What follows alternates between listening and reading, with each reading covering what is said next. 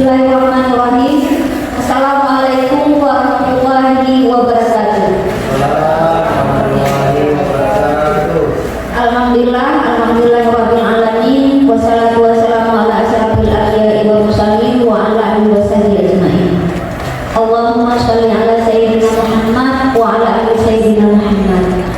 Yang saya hormati Bapak Ibu yang sudah berhadir di ruangan ini dalam rangka mengikuti sesi berbagi untuk saya CGT Rekopeksi Angkatan 10 tentang modul 1.4 budaya positif.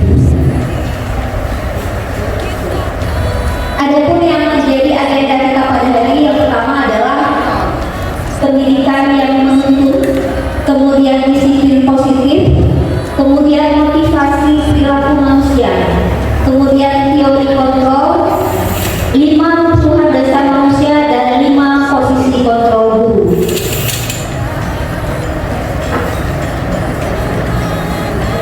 Baik, nah seperti kita ketahui Bapak Ibu bahwa Bapak pendidikan kita Ki Hajat Dewantara pernah kita mendengar filosofinya yang mengatakan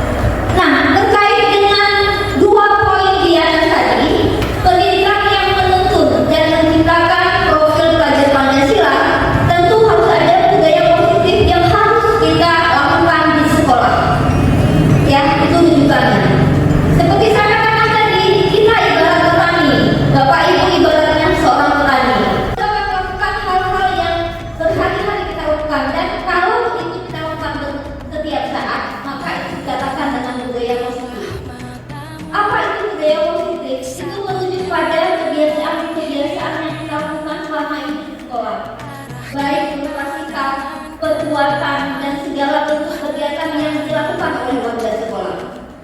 Nah, dalam hal ini Bapak Ibu kita sudah memulai tidak? Sudah kan? Setiap hari Senin anak sudah melakukan kegiatan upacara bendera. Tapi harapannya Bapak Ibu kegiatan tersebut bisa lebih maksimal sehingga sentuhan perdesaan atau budaya positifnya lebih terlihat. Kemudian ada kegiatan pembacaan Yasin di setiap hari Jumat. Itu juga salah satu budaya positif. Bahkan kemarin Bapak Ibu sudah dilakukan di sore hari membaca kitab Jawi dan membaca Al-Quran yang dilakukan oleh guru agama. Ya. Namun ini mungkin masih perlu kita perbaiki karena mungkin kegiatan di sore hari anak masih malas untuk melakukan atau balik ke sekolah. Nah, budaya yang lain selain dari budaya positif, ada yang dinamakan dengan disiplin positif. Apa itu disiplin? Tentu kalau kita pernah dengar, disiplin itu kan dikaitkan dengan tata tertib, teratur dan kepatuhan pada peraturan. Kata disiplin itu sering dihubungkan dengan hukuman. Tapi sebenarnya disiplin itu Bapak Ibu, kalau menurut Ki Hajar Dewantara, disiplin itu adalah kebebasan. Bagaimana maksud dari kebebasan yang ada di situ? Kebebasan adalah bagaimana diri kita sendiri mampu mengontrol diri dan bagaimana menguasai diri untuk memilih tindakan-tindakan yang mengacu pada nilai-nilai yang kita hargai.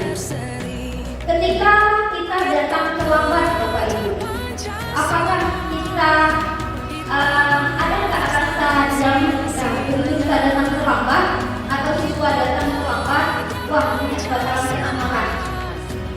Kalau memang merasa kita datang terlambat karena kasus dimarahi, belum terbentuk disiplin di dalam diri kita. Atau kita selalu hadir terlalu cepat, datang cepat. Kita berharap ada orang yang memuji kita. Itu juga bukan disiplin positif yang lahir dari diri kita. Ya, tapi bagaimanapun yang namanya disiplin itu lahir dari kita sendiri dan kita tidak berharap teguran dari orang lain dan kita tidak mengharap pujian dari orang lain. Tapi Bapak Ibu kita di sini mampu mengontrol bahwa kakak kita tadi kita hadir tepat waktu 7.40. Nah, apa motivasi kita bekerja? Ini yang saya katakan tadi. Kenapa kita mau disiplin? Karena yang pertama mungkin dari ketidaknyamanan. Kalau kita jadi lambat, kalau kita tidak pernah upacara, kalau kita tidak pernah masuk dalam kelas tepat waktu, atau kita masuk mengajar setiap saat, mungkin kita akan tahu di mana orang. Jadi itu masih belum disiplin positif. Karena kita masih takut dengan yang kedua, itu menjadi orang yang berkaitan hargai diri sendiri dan nilai-nilai yang saya percaya. Saya melakukan masuk tepat waktu karena saya yakin bahwa dengan masuk tepat waktu proses pembelajaran akan berjalan dengan baik. Ini disiplin positifnya. Saya yakin dengan saya masuk, dengan saya membuat perencanaan di awal semester akan memudahkan saya dalam proses pembelajaran sekolah. Jadi Bapak Ibu bukan EPB atau pembelajaran bukan karena harus deadline, bukan karena dipaksa oleh sekolah-sekolah atau bukan harus kumpul mau dibayar sertifikat. Ya. Yang ketiga, untuk mendapatkan imbalan atau penghargaan dari orang lain. Ini yang saya katakan tadi, kalau Bapak Ibu berharap ada penghargaan dari orang lain, wah Ibu hebat ya, cepat untuk SPP-nya. Itu disiplin positif dari diri. Nah, sekarang kita lihat lagi hukuman, penghargaan dan retribusi. Hukuman sifatnya tidak terencana atau tiba-tiba. Sering nggak kita lakukan Bapak Ibu? Sering nggak kita lakukan? Sering. Pada hari Senin pagi anak yang terlambat, ya enggak? Tanpa berencana kita suruh dia memilih sampah. Kebetulan hari ini tidak pilih sampah, tapi suruh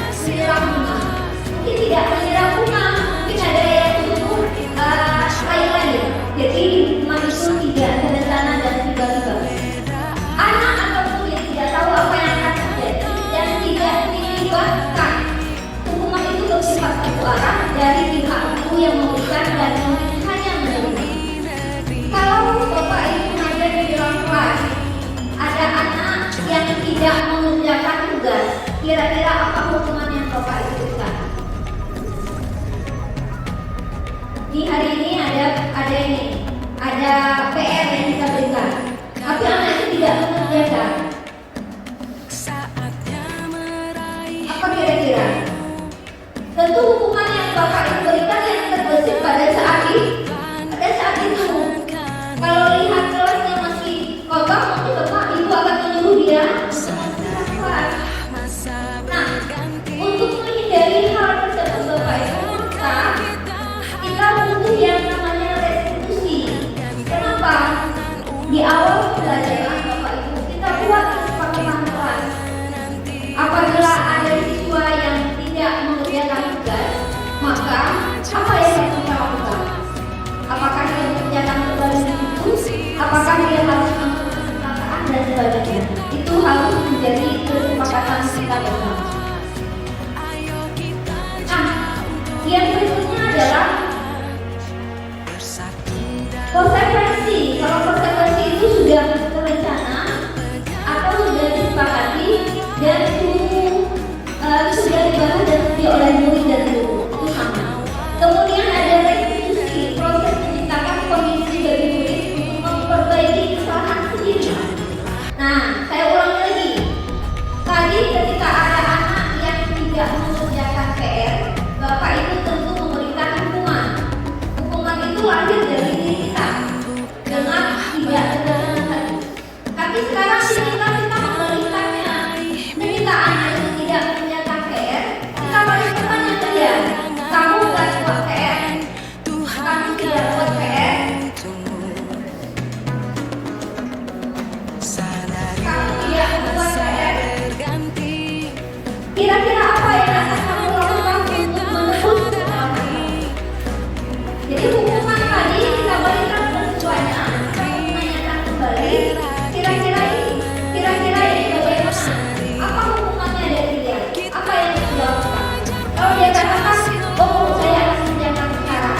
Kalau kamu dia mengatakan, oh saya akan melakukannya atau mengerjakan di dalam perpustakaan. Tapi ada opsi yang dia pilih agar dia berpindah dari rumah. Nah, kita kembali ini apa kebutuhan dasar manusia? Kebutuhan dasar manusia yang pertama adalah kebutuhan untuk hidup. Itu pasti ya Bapak Ibu. Kita makan, kita minum, kita mencari rezeki, itu tujuannya adalah hidup. Kemudian kebutuhan untuk diakui atau kekuasaan. Jangankan kita sebagai orang dewasa, anak saja butuh pengakuan. Coba kita di rumah mereka bilang ke anak kita, "Ma, adik anak siapa?" Kita pada saat bercanda dengan dia, kamu anak siapa ya? Kayaknya bukan anak mama. Bagaimana reaksi dia pada saat itu? Marah. Marah kan? Karena kita hanya bercanda, kita mengatakan kamu sepertinya bukan anak mama. Pada saat itu dia marah. Karena kenapa? Dia juga diakui. Diakui bahwa dia adalah anak. Contoh yang paling sederhana. Ketika ada anak di dalam sekolah juga demikian Bapak Ibu. Ya, dia selalu kita hubungkan.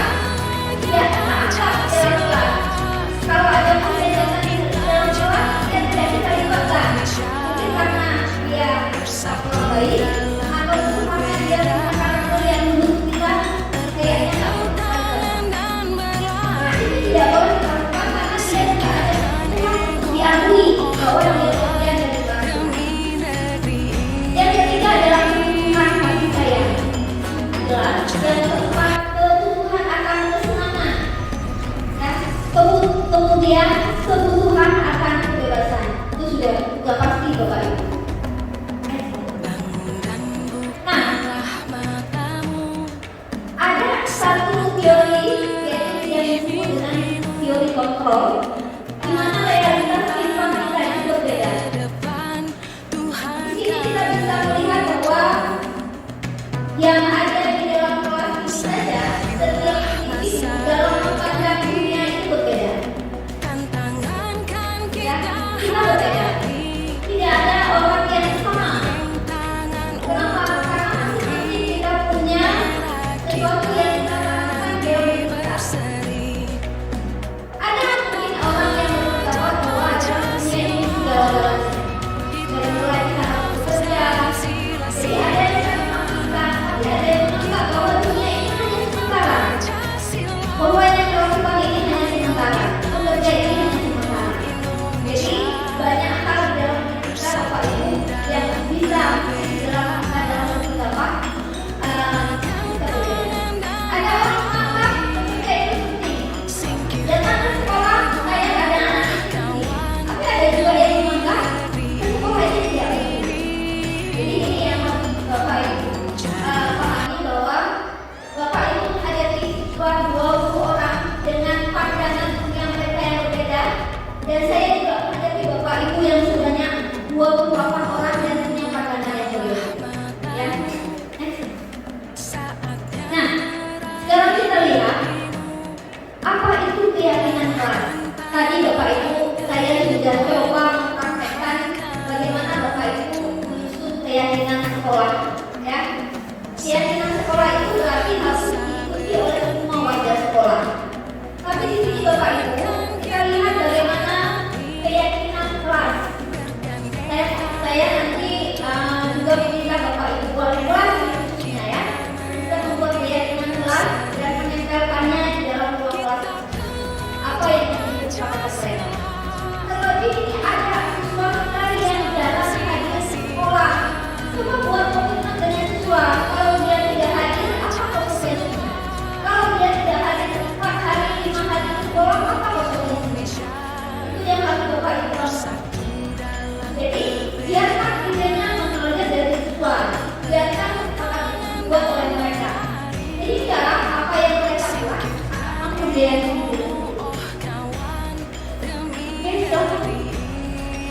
nah, sekarang ada pertanyaan pemancing.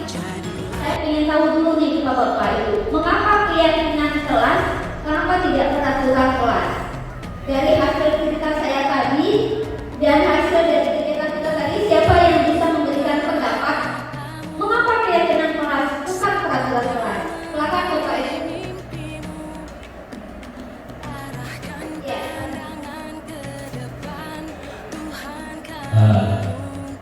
Assalamualaikum warahmatullahi wabarakatuh. Mengapa keyakinan kelas bukan peraturan kelas? Keyakinan kelas ini dibangun berdasarkan kesepakatan dari peserta yang ada di kelas tersebut. Terima kasih. Oke.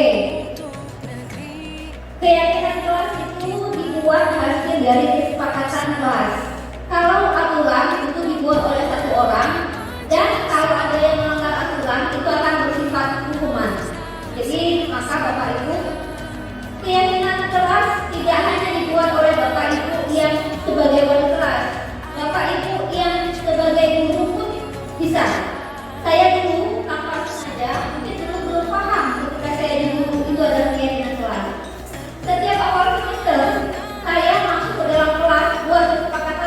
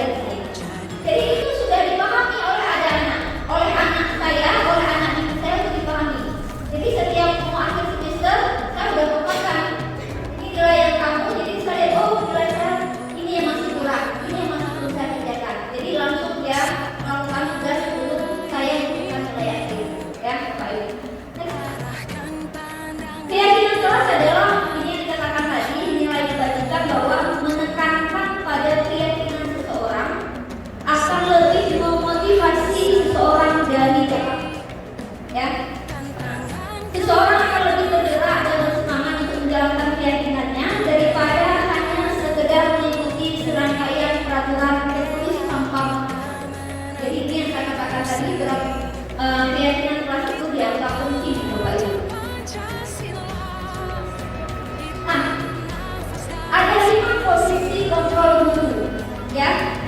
Suatu program disiplin positif yang bersifat pada murid itu dikembangkan oleh dia dosen dengan bukunya Refactoring School Discipline dengan pendekatan institusi yang disebut dengan 5 posisi kontrol. Ya, yang pertama, ini posisi kita Bapak Ibu.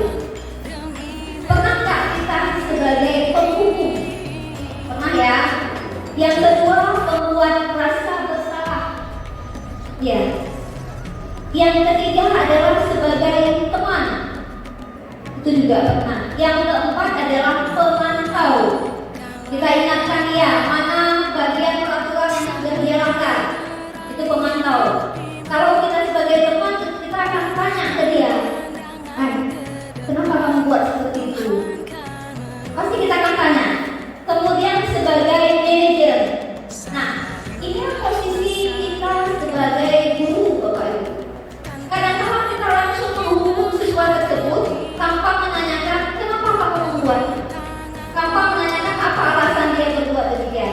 Ada anak yang berkelahi, kan nggak tanya lagi kenapa dia berkelahi tadi. Begitu kita lihat dia berkelahi langsung kita bawa, malah kita pukul lagi dia. Nah, tanpa kita berhukum. Tadi sudah berkelahi, karena kita menganggap bahwa berkelahi itu tidak baik, maka kita hukum dia. Nah, sekarang kita lihat Bapak Ibu, seorang penghukum bisa menahan hukuman fisik maupun verbal, ya. Patuhi aturan saya atau awas. Itu adalah bahasa yang dilakukan kita sebagai guru ketika kita berposisi sebagai penghukum. Bahasa kita itu biasanya tinggi, mata kita melotot, dan kita menghardik anak tersebut. Itu posisi apabila kita sebagai penghukum. Ya. Kemudian guru seperti itu senantiasa percaya bahwa hanya itu cara pembelajaran yang bisa berhasil. Nah, ternyata hasilnya adalah murid itu marah kadang-kadang, bahkan ada yang dendam. Ketika kamu coba nendang, kemudian dia bersifat agresif, kemudian tidak ada perubahan apa-apa. Jadi ini hasil dari yang disebutkan bahwa kalau seorang guru yang sifatnya menghukum itu punya hasil muridnya akan dendam, dia juga akan bersifat lebih agresif lagi dan tidak ada perubahan apa-apa. Oke, tapi Bapak Ibu, itu mungkin berbeda dengan zaman kita. Kalau zaman kita dulu, ketika kita dihukum, kita ingat sekali. Hukuman itulah yang membangkitkan semangat kita, ya kan? Bagaimana dong zaman Pak itu sambil masih zaman. Tapi sekarang tidak, kita berubah. Ya, Bapak Ibu. Kemudian membuat rasa bersalah. Ibu menjawab, pernah nggak ada seperti ini? Pernah nggak? Ketika anak didik itu sudah kita ingatkan berulang-ulang kali, kita sering mengatakan hal yang demikian. Murid yang tetap memiliki penilaian diri yang buruk tentang diri mereka, murid merasa tidak berharga dan telah mengecewakan orang-orang yang disayanginya. Jadi pembuat merasa bersalah biasanya suaranya itu memelas dan halus, bahasa tubuhnya merapat kepada anak dan lesu. Hasilnya murid akan terus merasa bersalah dalam mengecewakan ibu atau bapak gurunya. Murid akan merasa menjadi orang yang gagal dan tidak sanggup membahagiakan orang lain. Ini potensinya adalah terjadi ketika jangan kita katakan dengan orang lain, ketika dengan anak kita di rumah. Tiba-tiba kita dapat telepon dari wali kelasnya, anak kita cabut pada hari ini. Anak kita di rumah cabut pada hari ini. Pasti keluar kata-kata ini enggak Bapak Ibu? Keluar kan? Kita nggak akan sanggup cukup karena anak kita. Tentu bahasa ini yang kita keluarkan, ya nggak? Ya kan? Jadi kita akan bilang kepada anak kita, kamu itu memang ya itulah bahasa kita keseharian Bapak Ibu. Ini hanya mengingatkan kali ya Bapak Ibu. Kemudian sebagai teman, guru yang posisi ini tidak menyakiti guru, namun akan tetap berupaya mengontrol murid melalui persuasi. Bapak ya. Kemudian ya sudah, kali ini tidak apa-apa, nanti Ibu bereskan. Jadi kita menganggapnya sebagai teman kita. Hal negatif dari posisi teman adalah bila suatu saat guru tersebut tidak membantu, maka murid itu akan kecewa. Bisa-bisa kenapa tugas saya, ya? Jadi dia akan berkata, saya pikir Bapak, Ibu teman saya, ya. Jadi teman itu nadanya, suaranya ramah, bercanda, bahasanya, ya. Nah, akhirnya adalah mereka merasa senang, kasar, ini yang menjadi dampak positifnya, Bapak Ibu. Oke. Yang berikutnya adalah pemantau. Jadi pemantau itu mengawasi. Pada saat kita mengawasi, kita bertanggung jawab atas perilaku orang yang kita awasi. Pertanyaan yang diajukan oleh seorang pemantau, peraturannya apa? Ya, apa yang telah kamu lakukan? Sanksi dan konsekuensinya apa? Saya teringat Bapak Ibu dulu tahun sekitar tahun 2024 ada istilah sekolah rujukan. Itu sekolah rujukan atau sekolah apa namanya? Ada istilahnya. Kalau sekarang kan sekolah penggerak, kalau SMK kan sekolah keunggulan. Jadi di sekolah rujukan tersebut ada sebuah aturan yang dibuat, yang saya lihat di sekolah rujukan. Dia buat semua pelanggaran yang dilakukan oleh anak, semua hukuman dan konsekuensi yang harus diberikan oleh anak. Jadi kalau ada anak yang berbuat salah, mereka sudah buka kuncinya, mau melihat ini anak ini apa, salah, langsung dia buka kuncinya. Kalau terlalu konsekuensinya apa? Tidak ada aturannya. Bahkan waktu itu sudah dilakukan dalam bentuk poin. Kalau dia terlambat, berarti konsekuensinya adalah membersihkan lingkungan. Poinnya adalah 3. Setiap akhir semester anak itu akan dihitung poinnya. Kalau dia sudah sekian, maka dia tidak boleh naik kelas, Bapak Ibu. Jadi itu juga pernah saya lihat, ya. Nah ini posisi kita yang kelima adalah manajer.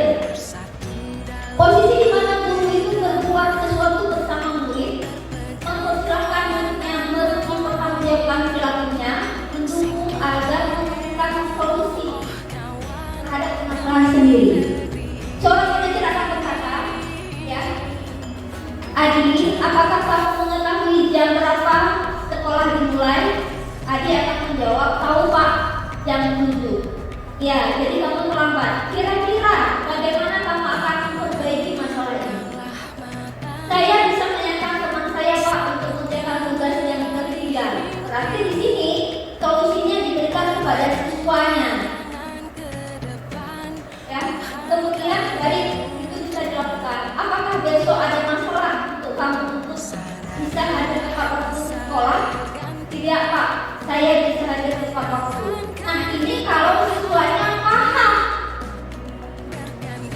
Kalau siswanya paham, tapi kalau kita jalankan ke siswa yang tidak paham, siswa akan bisa Bapak Ibu. Ya, mungkin dia akan berpikir, nah ini yang harus kita pelajari Bapak Ibu. Mungkin bacanya sedikit lagi ya Bapak Ibu. Ini yang terakhir adalah segitiga restitusi. Ketika Bapak Ibu menjumpai siswa di dalam kelas, siswa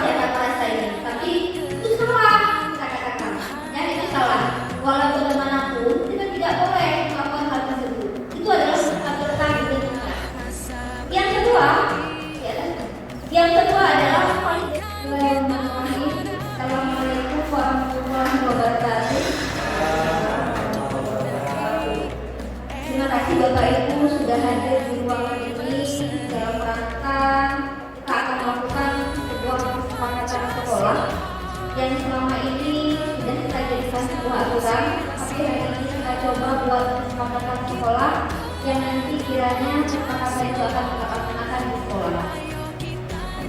Seperti Bapak Ibu ketahui bahwa pada rapat guru, rapat dewan guru beberapa waktu yang lalu kita sudah membuat hal-hal yang menjadi keputusan kita.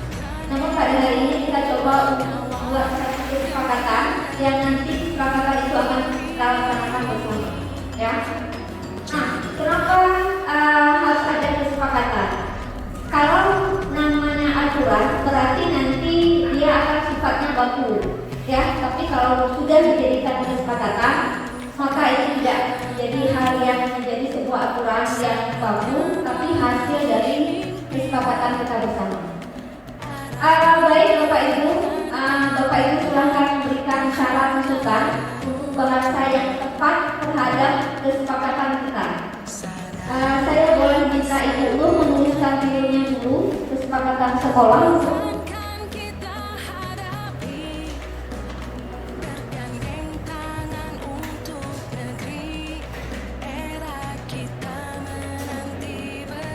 Di sebelah sana boleh Bu, nanti ininya yang jalan ada, kalau di sini agak susah. Hari ini kita akan membuat kesepakatan, tapi kita menghindari kata-kata jangan. Ya, kita menghindari kata-kata jangan. Kita menghindari kata-kata tidak boleh. Tapi kita membuat kata-katanya adalah kata-kata yang sifatnya positif. Ya, kita mulai dari yang pertama. Yang pertama adalah hasil keputusan kita kemarin, kita masuk sekolah pukul 7.45.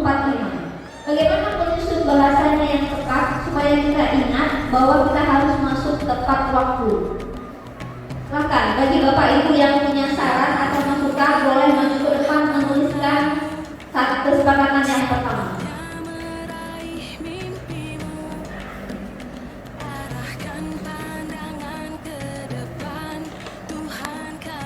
Ada Pak Saiful? Ya, boleh. Silakan Pak.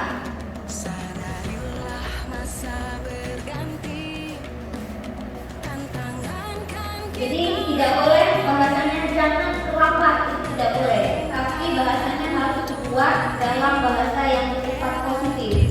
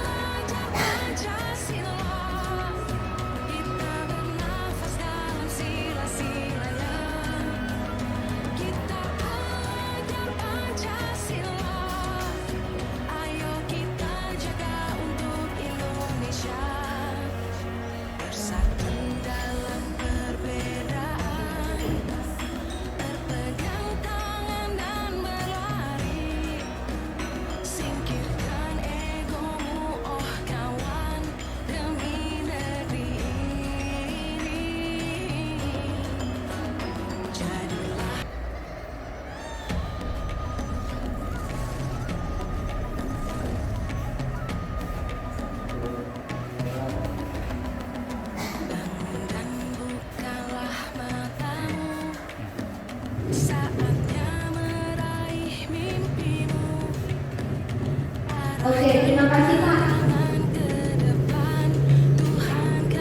Ada yang mau mempersingkat bahasanya? Ya, silakan.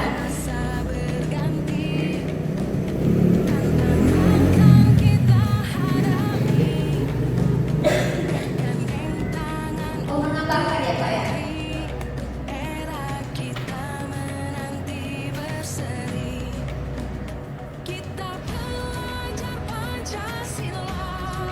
Nanti kesepakatan sekolah ini akan saya buat dalam bentuk permanen dan akan kita tempelkan di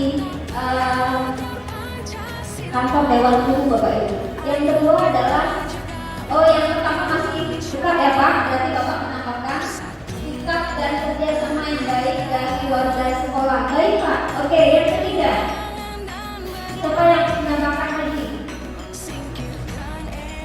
Setiap Bapak Ibu wajib membuat perencanaan sekolah. Bagaimana menyusun bahasanya yang tepat?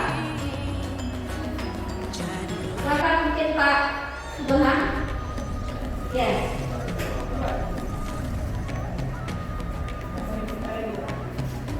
Kan ini kan peraturan kita kemarin kita jadikan kesepakatan sekolah. Ya, boleh.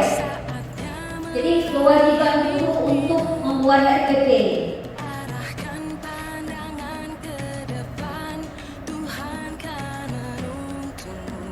Oh, Bapak nambahin ya, boleh. Yang ketiga, menghargai waktu. Oke, yang keempat, yang RPP tadi belum, mungkin ada yang bisa menambahkan. Kan kalau kesepakatan tak mungkin 3. Silakan Bapak Ibu. Dari ibu-ibu mungkin, dari ibu pun ada yang mau ditambahkan Bu? Ya, silakan Bu.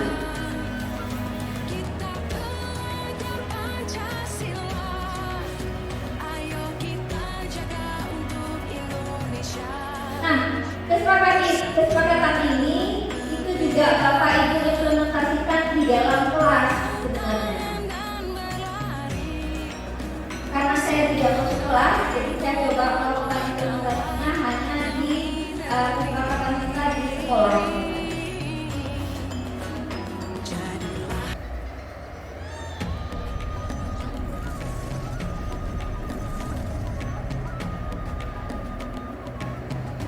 Memanfaatkan efektivitas waktu dalam jam kerja. Oke, ada lagi yang lain? Silakan.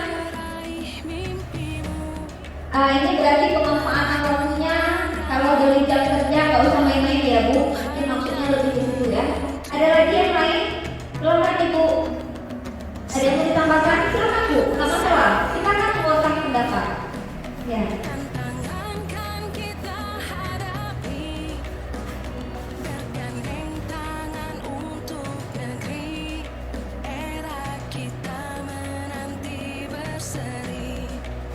Iya, menjaga kebersihan dan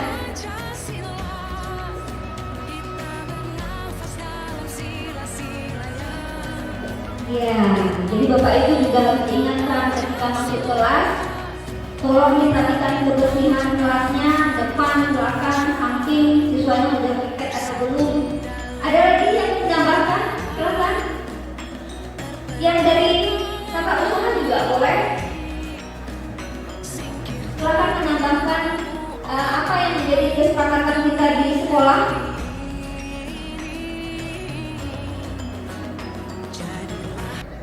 Bagaimana dengan guru yang tidak hadir? Ya, silakan.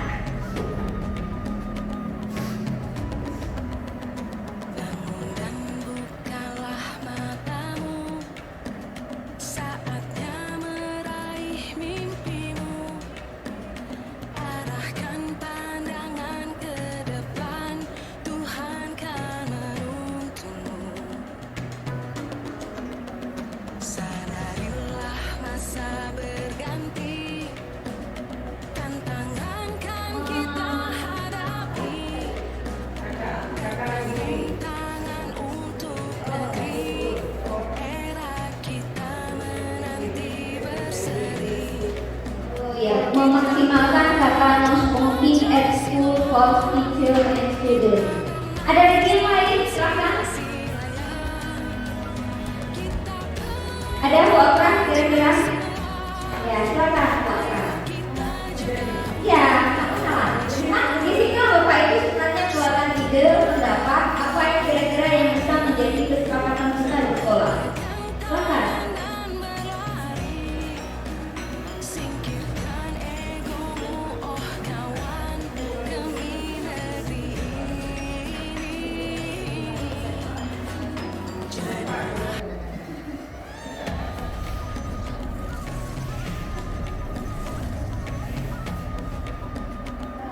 Apa bahasanya memanfaatkan atau yang lebih tepatnya menjaga?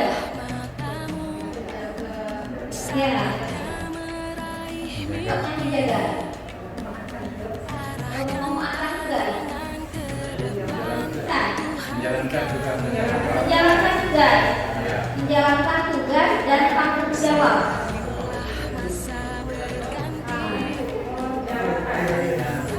Oh ya, bisa memanfaatkan tugas dan tanggung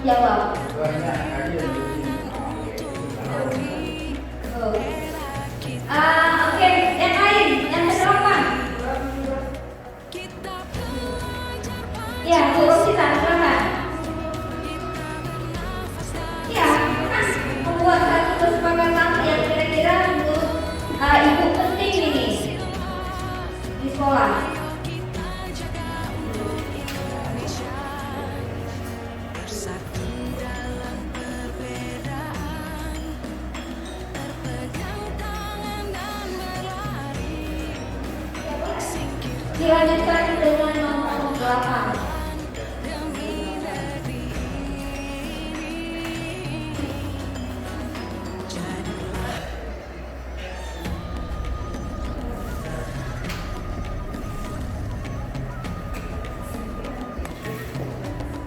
Oke, jagalah kebersihan lingkungan. Oke, 2 lagi.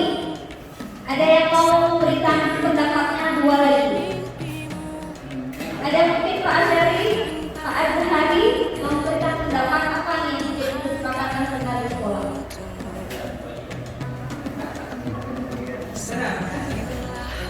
Boleh kalau mau sekolah buat senang kenapa? Apa lagi sebenarnya? Nah, senang sehat. Yang penting di hari Sabtu sebelum makan tenang dulu.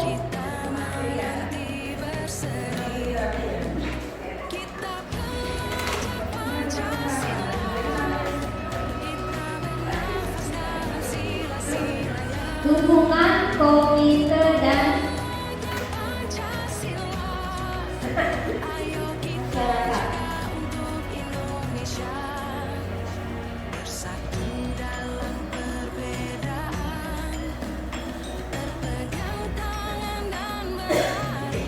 Dukungan komite dan masyarakat sekitar sekolah. Oke. Satu lagi, ada yang memberikan? Ya.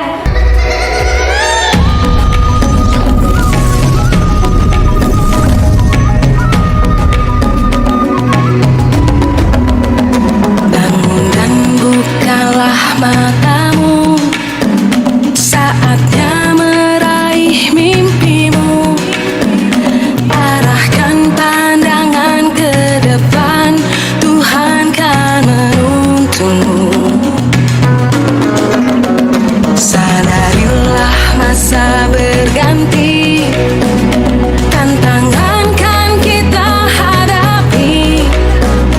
Bergandeng tangan untuk negeri, era kita menanti berseri. Memakai seragam sebagaimana yang sudah diatur. Oke, ini karena bertambah orangnya, jadi kita tambah lagi 2 kesepakatan kelas. Silakan Ibu. Oke, Ibu Umar Mardian, silakan Bu. Nomor 11-nya naik ke atas saja. Oh ya, silakan dicatat sebentar.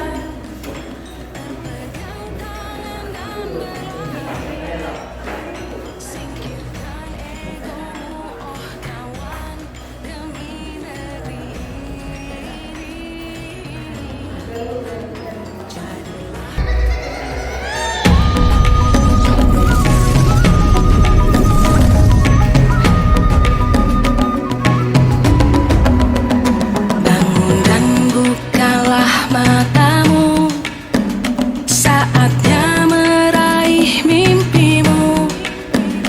Arahkan pandangan ke depan, Tuhan kan menuntunmu.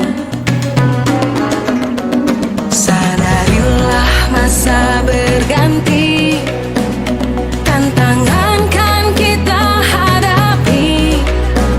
Bergandeng tangan untuk negeri, era kita menanti berseri. Kita belajar Pancasila, kita bernafas dalam sila-silanya. Kita Penggunaan HP sesuai dengan yang dijaga guru pada saat PTM. Ada yang mau ditambahkan Ibu Usna? Ini kesepakatan sekolah Ibu. Iya. Itu yang ada sudah.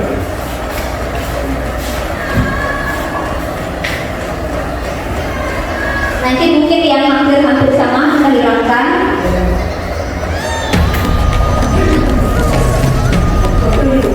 Iya, boleh.